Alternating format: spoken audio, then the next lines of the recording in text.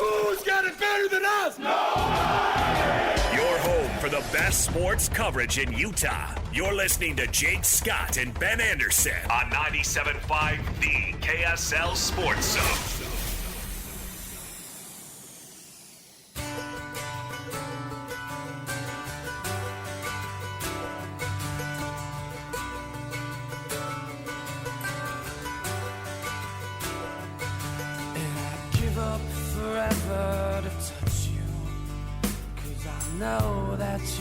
Jake and Ben, 97.5, the KSL Sports Zone. Join Hanson Scotty G's Day of Adoption in partnership with the Humane Society of Utah. Just $12.80 adoption fee all day on June 25th. Plus, the Zone will be live at the Humane Society in Utah from 10 to 3.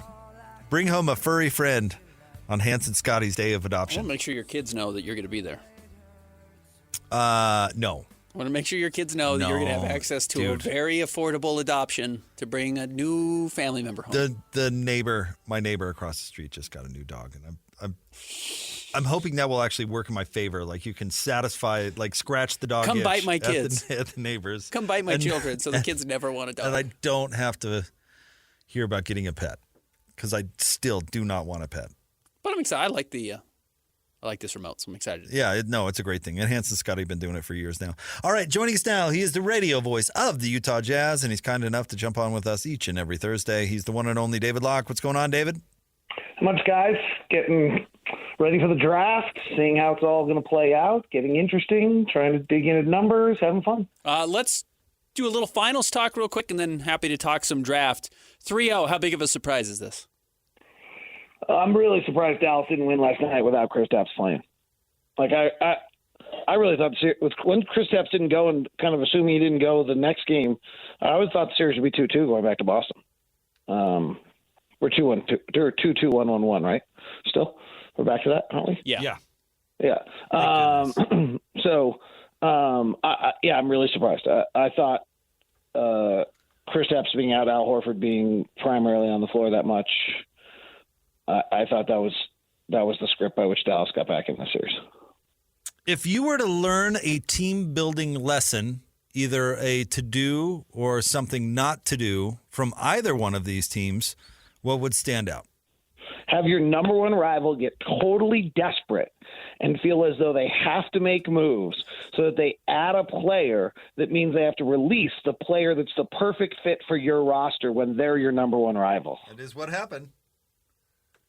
I mean, it's crazy. There's no question to me that Drew Holiday is a better fit to Boston than Dame Lillard was to Milwaukee. And it wasn't a doubt at the time. Like, I seriously wonder if Milwaukee even thought through what happened there, like that was a possibility. Because I really think if that's a significant possibility, you have to make sure you don't make that trade. I think that is something that is more thought about in NBA circles than people realize. The number of times I've been told, hey, you got to realize Danny Ainge and Justin Zanuck aren't making the move for face value, that you've got to think 3 and 4 steps down the road all the time. And it doesn't seem like Milwaukee did that, because you're exactly right. There were 3 logical landing spots for Drew Holiday the second he got traded to Portland. And Boston having the assets after the Kristaps Porzingis trade was pretty masterful. Yeah, the Kristaps Porzingis trade by Boston was pretty masterful too. I mean, that's incredible, right? They got first-round picks with Kristaps Porzingis in that deal, and then replaced Marcus Smart with a better player in Drew Holiday. Right, and I think the more important thing they did, and I've talked about this a lot with you guys. I think one we don't talk about is the scars. We all talk about the old Detroit Pistons and Chicago Bulls and everyone breaking through. We don't talk about the scars. They changed the composition of their roster enough. I have a feeling that group didn't want to hear from Marcus Smart again. I know that group didn't want to hear from Grant Williams again. And so they changed enough composition in that locker room so that they weren't left with the past animosity or experiences of the last losses, and they were able to move forward. All right, David, I like to bring our guests in onto disagreements that Ben and I have. And I have a feeling you will side with Ben on this one, just a feeling, but I guess I don't know for sure. Rank the top 4 players in this series. Drew Holiday. Well, not currently playing. I'm talking about like how the best players in the series. Not next how season. they're playing, not like most important, but best players. You're doing a fantasy draft. You're starting next season. These 2 rosters are available. Oh, okay. I'm taking Luka Doncic first. Taking Jason Tatum second.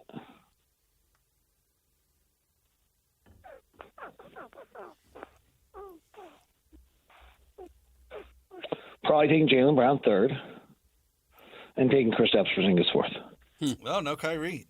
You come on the same side as Ben. I'd take Luka second, maybe third. Now here's the part where you call me crazy. He was a brat last night, but he's still amazing. But he doesn't play a whole side of the ball. Like, you know what I love about Jaylen Brown? Did you hear his comments in the last series where he totally took not making all NBA defense totally personally? He was like, that was my goal. I've gotten so much better on defense. You know, people aren't paying attention to that. And he was sharp about it. And I love that. He and Tatum both being willing to guard as well as they do is the difference in this series. Like, it is the reason they're winning. Yeah, I mean, Dallas is still here, right? Meaning? Like, Dallas is the last Western Conference team playing. Yeah, I got it. I don't think they're the best team in the West, though, still. Well, I think Denver's better than they are. And Ben laughed at me for this, and maybe you will too. I think Minnesota's better than Dallas. Well, I think, Luka broke Minnesota in game 1, and they never figured out what to do about it. Minnesota had the worst game plan. They were terrible. I agree. They actually had the perfect game plan in game 1, and Luka broke them, and then they should have stayed with it, but they didn't. They listened to the noise. Now Luka's still great. I'm taking Luka. He's got to get better defensively. I agree. But like, there is a chance here that Boston. Well, actually, there's not a chance. Like, it is what it is. You can put every caveat you might want on it, but the fact of the matter is, the Boston Celtics have one of the 5th best differentials in the history of the NBA in a given season, and they're going to have one of the 5 best runs of fewest games played to win an NBA title. So, in a given season, you can decide whether you think they're one of the greatest teams of all time or not. Probably not. But in a given season, they are as dominant as any team has ever been in any season, basically, or in the realm of the most singularly dominating teams in the history of the game, and that's the only season they could play in. So, I mean, Boston's just way better than everyone else. Like, Boston just beat Dallas in Dallas without the player. I think it's the 4th best player in the series.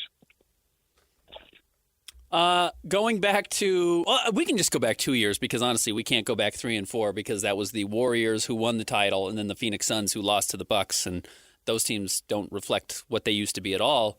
Who's more likely to get back to a finals out of the West? Luka Doncic and the Mavericks or Nikola Jokic and the Nuggets? Both.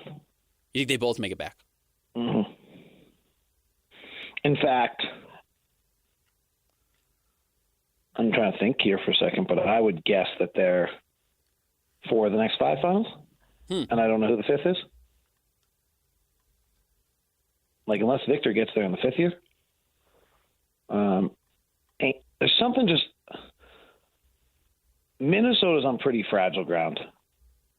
Like, Ant's great, but Minnesota's on fragile ground, and I feel like Oklahoma City might be a little more fragile than people want to say. I would agree with that. They've got some moves left in them, though. Like, they've got some ammo, some dry powder. Right. My concern with Denver, David, let me run this past you, is I think they've got a Jamal Murray problem where I don't know how much longer he can play at this level. Certainly, he needs to stay healthy. There's no doubt about that. But I think Denver's going to have to swap him out for somebody else at some point during their run with Jokic. And that, I don't know, that's an iffy prop for me. I wouldn't have gone there, but how old is he now? 29, 30? Something like that. Off an ACL? Mm-hmm. With some reoccurring hamstring issues now? And he's so important to what they do. He's 27, but he's hurt a lot. Yeah.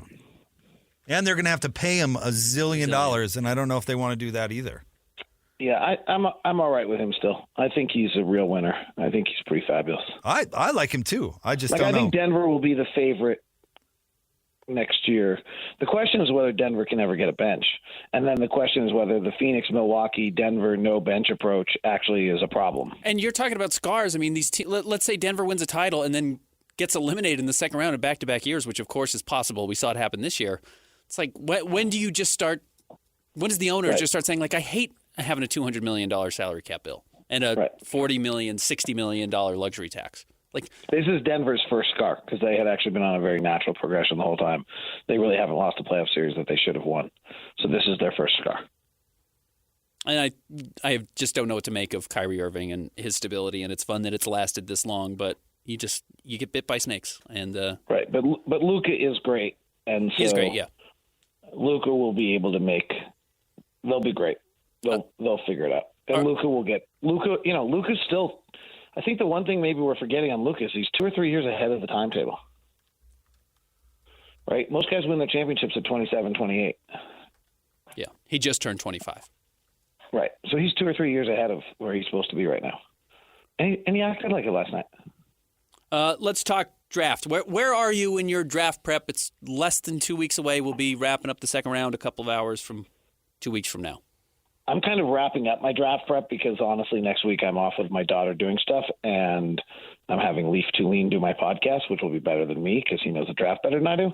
So I'm kind of wrapping up, but still very like numbers based. I was up fairly late last night working on a project where I've tried to find out if there are certain statistical performance levels that put a prospect in the danger zone. So in other words, like if someone shoots poorly enough in whatever league they're in before the NBA, or their transition numbers are bad enough. I think transition shows athleticism as does isolation. If someone's catch and shoot, or, you know, I do think I have a threshold where if your catch and shoot and your spot up numbers are below that number, you're just not going to be a good shooter in the NBA. Like I don't have a case where someone has flipped that and become a good shooter in the NBA.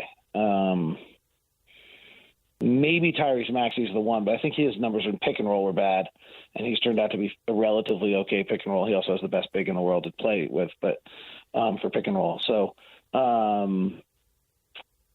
I've done some interesting research over the last 2 or 3 years where I feel like I'm hitting it like 85% on if a player is under a certain threshold, you really should be really careful about drafting him.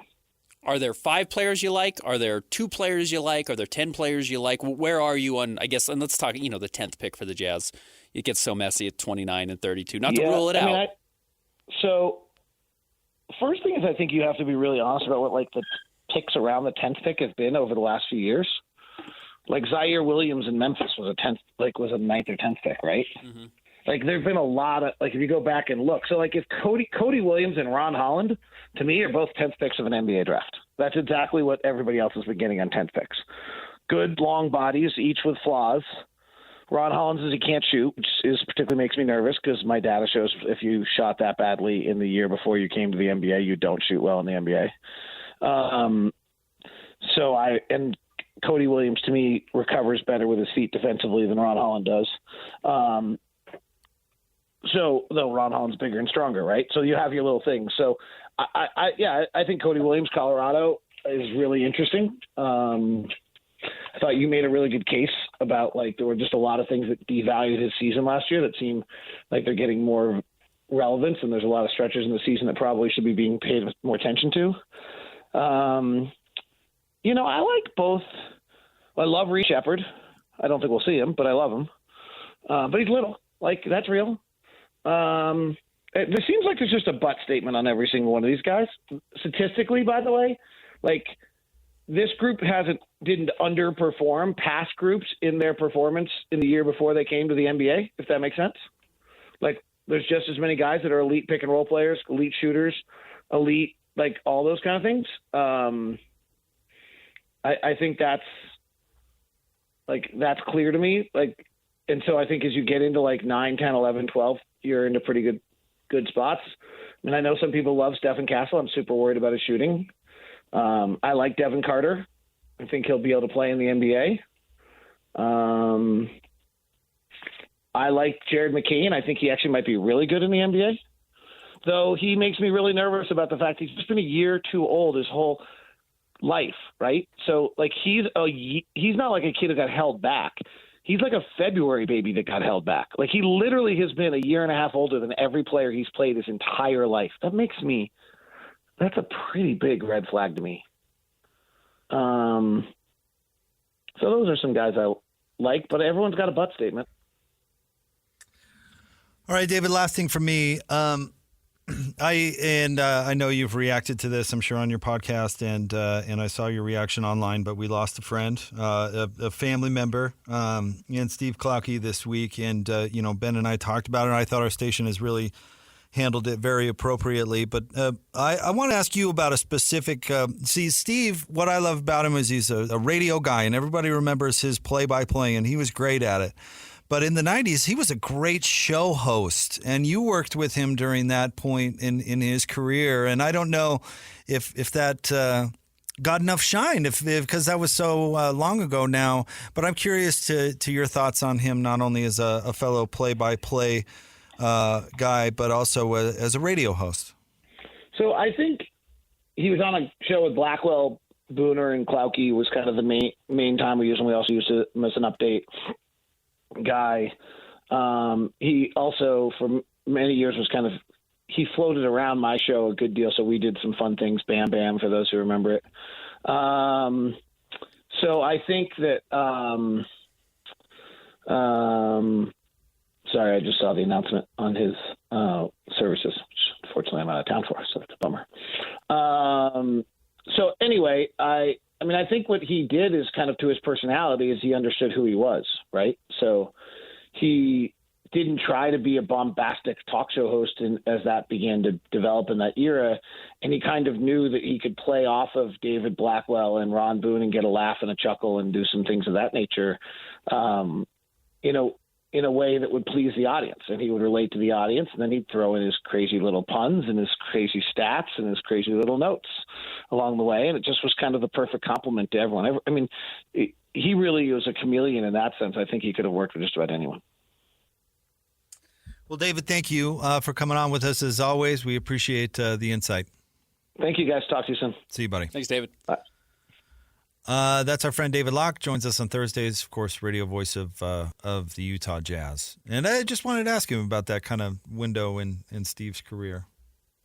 Because, of course, we all associate Steve with the Bees. Yeah. No, he had the reason he came here was to do the job that you're doing with the Jazz, pre-half and post-game shows. That was his first gig here in Salt Lake. So, anyway, still hurting, obviously, with that loss this week. It's been a tough week. Yeah, absolutely. Stay tuned. Apparently, Ben's guy, the windbag, turned loose on Luka on ESPN. Also, some other Big 12 news we need to talk about. That is changing quickly. Get to it next. 97.5 the KSL Sports Zone. The sports you love, the teams you can't live without. Get a sense of urgency! This is Jake Scott and Ben Anderson on 97.5 the KSL Sports Zone.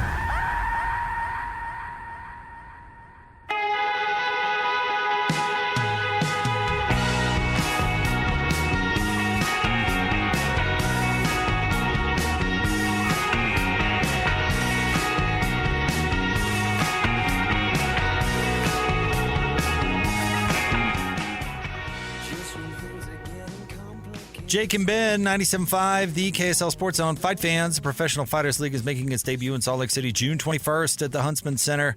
Jaw-dropping knockouts, lightning submissions. Every fight promises to be an adrenaline-fueled spectacle. Tickets on sale now at Ticketmaster.com.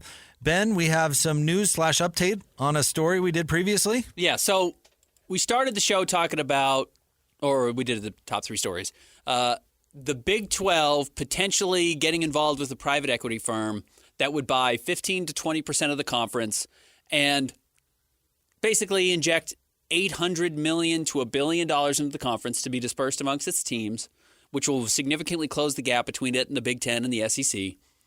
And then it just owns 20% of the conference. And whatever that means. In 5 years from now, if the Big 12 is huge and the TV deal's worth X amount and all these teams are making X, Y, and Z, then this private equity firm also sees their stake grow. It's why all these private equity firms are investing into professional sports teams, and I guess that's just how we need to watch college athletics now. It's just professional sports, and that's why you have these investors.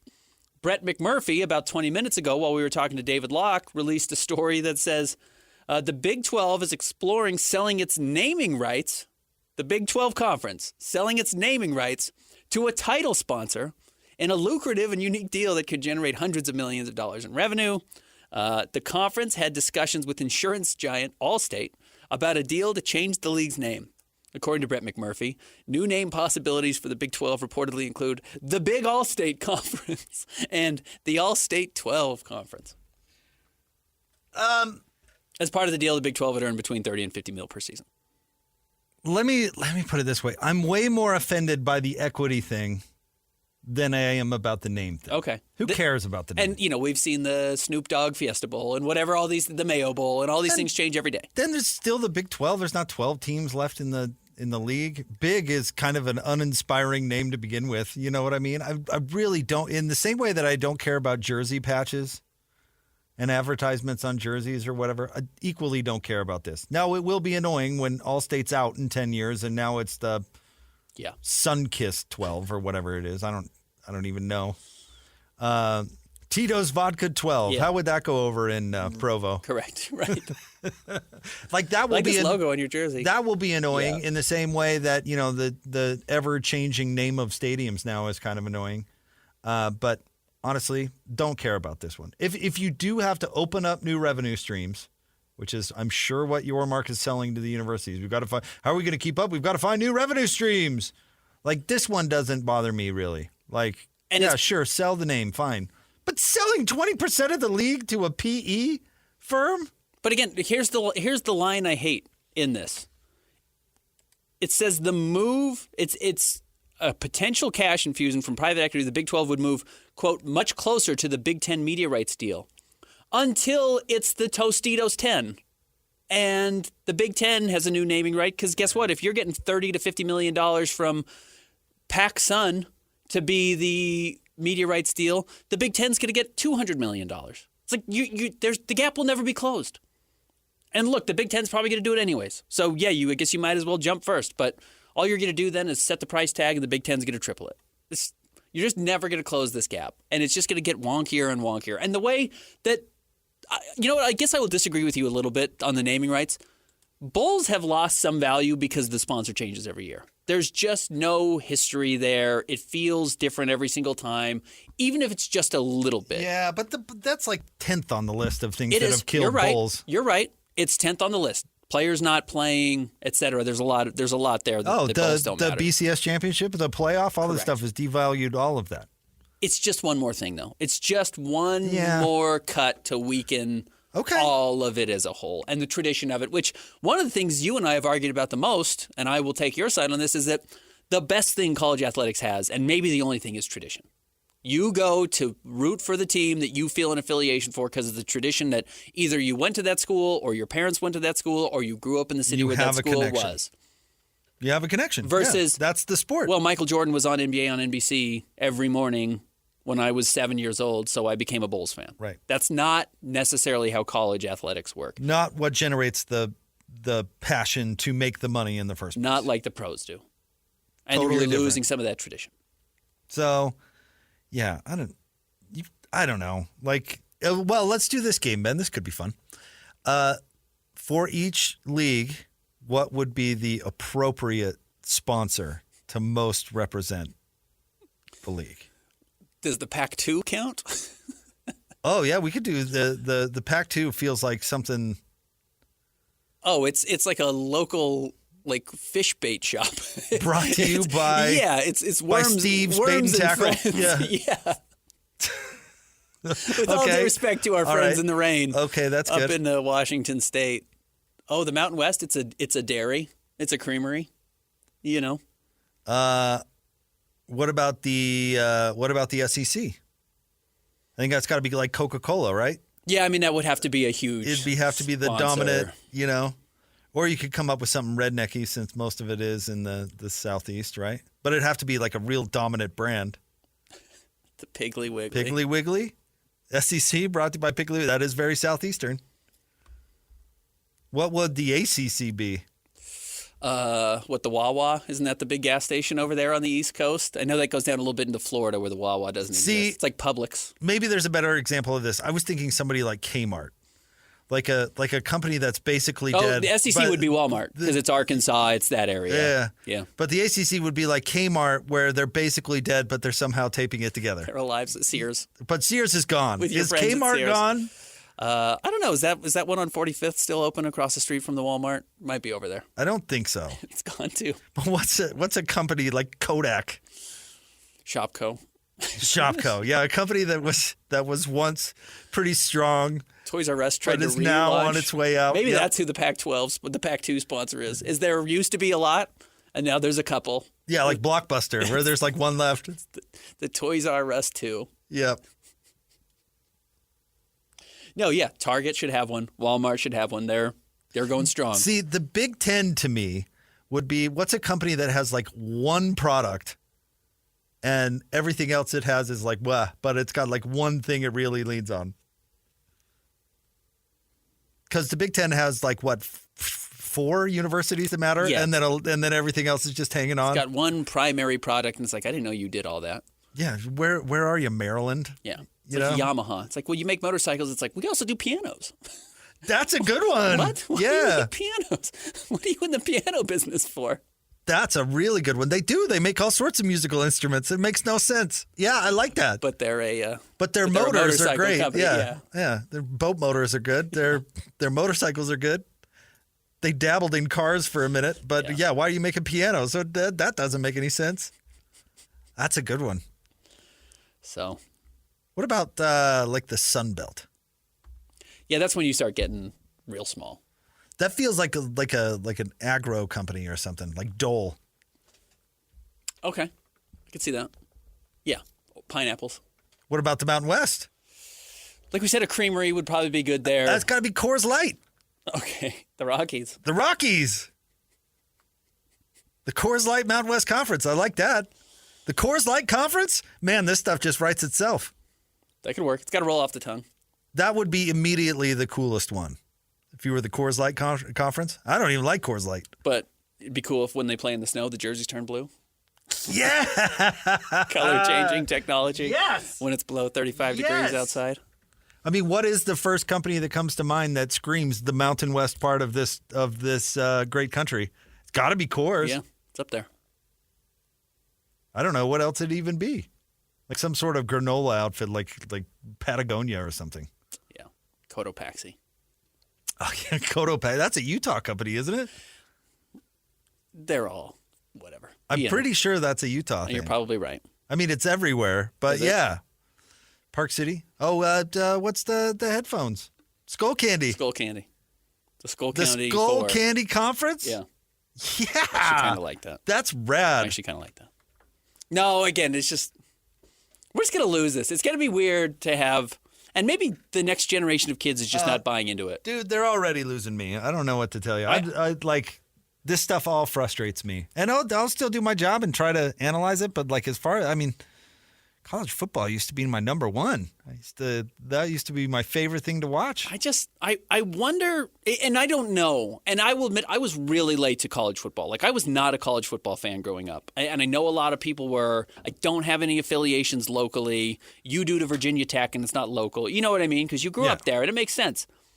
So I don't have the history affiliation, but even I, who was always a basketball guy, recognize that there was kind of something sacred about these things.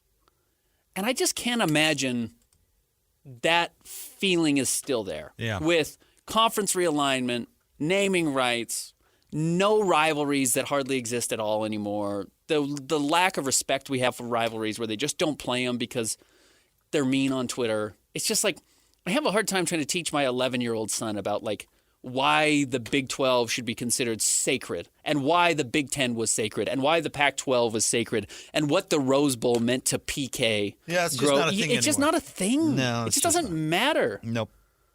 I don't know what I wouldn't sell him on it. I couldn't sell him on it. The hope has to be that this NCAA video game comes up and saves it. You know what I mean? Like, otherwise, I don't know what's going to do it for a young generation of kids. And I'm not forsaking the loss of it. I'm not losing sleep over the loss of it.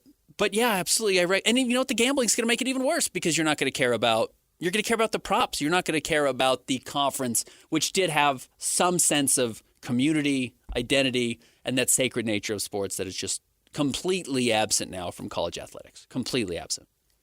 And I think that matters.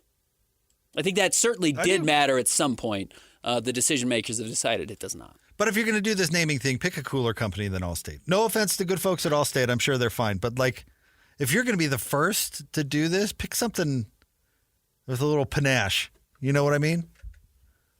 And the insurance companies are great, but Jack in the Box 12. Pick something like Maui Jim.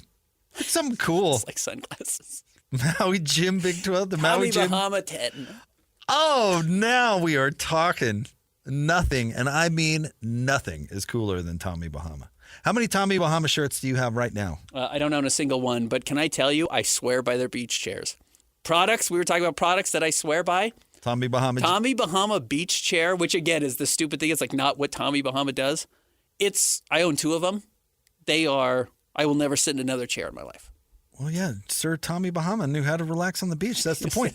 Christian, the how many Tommy Bahama shirts do you own? Yeah, sorry. None? No. Jake owns 30. Jake owns enough for all of us, for the average to be 10 for each person. I legit have like 5. Did I tell you so we visited my buddy who was doing a fellowship in Hawaii on Kauai. And he had to live out there for 6 months and was, a local for 6 months. And we stayed with him and it was great. It was a great trip. But, because he was kind of trying to be a local, he didn't like, touristy stuff. Like we did touristy stuff, but not like standing out as a tourist or whatever. So I wore my Tommy Bahama shirt the whole time just to embarrass him. Like a big loud hat, Get the big, Tommy Bahama shirt. the big woven hat on. Just screaming, I'm not from here. I thought it was I bet funny. it worked. It totally did. I bet it worked. Thought it was hilarious. Tourist. Stay tuned. We'll wrap up the show next. 97.5, the KSL Sports Zone. Whether it's the Jazz, Utes, Cougars, or Aggies, these guys have got you covered. Time to eat, fellas. You're locked on to Jake Scott and Ben Anderson 1, 2, 3, move it. on 97.5, the KSL Sports Zone. Two amigos on the airwaves, talking sports. They got it made, Jason on soul. Loves his tie guy, Ben's got style. I'm standing here in the Mavericks tunnel. Over there is the Celtics tunnel. That's where the winners are. If Luka's ever going to be a winner coming out of this tunnel here, he is going to have to use what's happened in this finals as a learning experience. His defensive performance is unacceptable. He is a hole on the court. The Celtics are attacking him. They are ahead in this series because they have attacked him defensively. And you've got a situation here where Luka is complaining about the officiating. They have begged him. They have talked with him. They have pleaded with him. He is costing his team because of how he treats the officials. He's a brilliant player. He does so many things well. They are here because of how he did. His performance in this game is unacceptable and the reason why the Mavericks are not going to win. He's got to get over this. And the fact that he came out after the game and blamed the officials showed me he's nowhere close yet. So maybe over the summer somebody will get to him because nobody with the Mavericks or anybody else in his life has. And that's where the Mavericks are at this point. They're never going to get to this tunnel with the trophy if he doesn't improve those aspects of his game. That is Ben's guy, Brian Windhorst.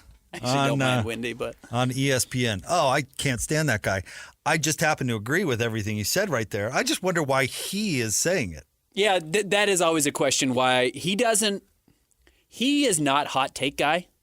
He kind of, if you listen to his podcast at all, the Hoop Collective, he kind of hosts and lets whoever guests they have on at that point come in and bring the hot takes. A news guy. That's his background. Yeah. I mean, he attached himself to LeBron early, but that's his background. He was a writer at the Cleveland Plain Dealer. Right. So he's not hot take guy. All the criticisms I can give Brian Windhorst, and there are many, Yeah, he's not Nick Wright. He's not Skip Bayless. He's not that. Yeah. No, he's not that. So it's kind of interesting that he's the one saying that. But yeah, but you know what the thing though is, and doing that like on Scott Van Pelt on SportsCenter right after the game ended, like that was he knew he had an audience. He's doing that for a reason. I'd like to know because you know what, all of that has been true Luka's entire career. That's not a new development. I totally agree with you. I mean, and I agree with Wendy. I mean, that was a major issue. If you are the spot on the floor that you have to be on the floor because your whole offense is built around you, but the defense is so bad that they target you every single time you're on the floor. And it's not just Luka. I mean, that team's flawed. Yeah, Kyrie stinks too. But there's a huge problem. If you have to be on the floor because the entire offense is built around you, but you're a wounded animal on the other end, you're flawed. And I want to move off of the Dallas part because I don't care about Dallas. I don't cover Dallas. But looking at how you build teams, and I've said this a lot throughout this draft process, if a guy doesn't play defense, he cannot be in the best player available conversation. I agree. You just can't do it anymore. And there's all these guys who are like, whoa, he scores all these points. It's like he's 6'1", and he doesn't play any defense. You will never get anywhere with that player. And I think that's just like a hard thing we are still trying to evolve as analysts or fans or whatever. And it can go back to your criticism of Jalen Brunson, which is like, he is awesome with the ball in his hands. You have to cover up for him every single time he's on the floor, and a bad team in Indiana beat them. And I get that they were still hurt by the end of the year and all their better defensive players were hurt. Still, you have to hide people. We are just getting to the point where there is too much talent literally on the planet being infused into the NBA to not have two-way players at every position and not have guys who can shoot or at least pass and dribble at every position. And Boston does. Boston got good when they found players who could dribble, pass, or shoot at every single position, and they got off the players who can. And I think Marcus Smart's a very good player. Good leader, good defensive player. Flawed guy, though. Can't shoot. Flawed player, not guy. Can't shoot. And so you don't have to guard him. Fine. Life's easy. My life is so easy because one of my players does not have to play defense. So we're playing 4-on-5 the entire series. The league is too good. The players are too good. The good teams are too good. You just can't have those guys who can't do a little bit of everything anymore. It's not possible. You know what's funny is if you look at it on the other side, that's what, like from the opposite direction, the reason Royce, the old last version of the Jazz with Royce O'Neal, they were flawed in the opposite way, is that the other team could hide Luka on Royce. Yeah. Boston doesn't have that. You can't hide Luka. Where are you going to hide him? Right. You can't even hide him on like Al Horford. Al Horford will hit corner threes. Fine. Well, and dunk on him the whole time. Right. He's big enough. He can do enough things. He's skilled enough to do enough things that, there's no hiding anybody. Al Horford would have 40 points if they tried to hide Luka on Al Horford. So it's just not possible. It's not possible against a team like Boston. Against a team like, the Jazz lost to Houston those 2 years, right? You could hide James Harden on Royce O'Neal. Mm-hmm. Or you can hide Jalen Brunson that year they lost to the Mavericks. And I don't mean to pick on Royce, but, you could say the same thing about Andre Karolinko. The other team didn't have to guard him. It's a huge flaw on that side, and it's the same thing on defense. And there's a reason, Ben, that a ball-dominant, one-side-of-the-ball player has never led a team to a title. Damian Lillard has the same flaw. Mm-hmm. James Harden has the same flaw. Allen Iverson had the same flaw. Steph Marbury has the same flaw. I mean, you can go back through all of these. It gets you to a point, but ultimately it's a fatal flaw. Kevin Johnson had the same problem. You know what I mean? Mm-hmm. Tim Hardaway. These guys never got, they've got the ball the whole game. They don't play any defense, and their teams don't win. Not at the highest level. I mean, the Bulls in the 90s were incredible because they were all giant, and they all played both offense and defense. And, it's where you really got to credit Miami over the last couple of years and what Pat Riley has done building that team and Spoelstra has done. We talk about they've got all these undrafted players on their roster. It's like all of them play defense and all of them can shoot a little bit. Yep. It's like, stunner. You can't hide players there. And they don't have a 6-foot guy. Right. They try and have good size, but they all play both sides of the ball. Yep. It's like, stunning. When you have that's these successful. Games what do you know? Really matter. You play both sides of the ball, and they're flawed. They haven't won the title, but they've been to the finals twice in the last 5 years. And speaking of another thing that Minnesota didn't do in the conference finals, they didn't run it at Luka every time down the floor. They did not I don't have know the why ability to do that. Every team doesn't run it at Luka every time down the floor. Why wouldn't that be your whole offense? And that might be because some of their players are not skilled enough on beat that that guy? end to be able to do that. Like Jaden McDaniels isn't good enough to screen until Luka's got your matchup that you want. Yeah. And you can always hide him somewhere. Interesting. But I guess I'm agreeing with Windhorst's criticism. Although I don't think it's that revolutionary because it's all kind of old news. Yeah, but it it is. is kind of crazy that he's screaming it on SportsCenter. Yeah. He's not, you're right. He's not breaking news, but he's breaking character. He's got a very giant face. I like Windy. Tell me he doesn't have a giant face. I've never seen him in person, to be honest with you. He might just be zoomed in on TV. What? I know people in my personal life have giant faces. Yeah, I mean, The Hans guy's got Olsen a has giant huge head. face. Hans Olsen has a big head. Bowling ball. You know, the good news for Hans, though, is there's always a fitted hat in his size because nobody else wears that, Right. you know? Like if you have a normal size head, it's impossible to get a fitted hat that actually is the size because they're all gone. But they have the size 8 and a quarter, 8 and a Yeah, half. that thing's everywhere. That one never sells out. Granted, they only manufacture like 4 of them, but all But it's- 4 are still there. It's always for sale. Stay tuned. Hans and Scotty G are Bowling ball coming up head. next. 97.5. Thanks, Christian. The KSL Sports Zone.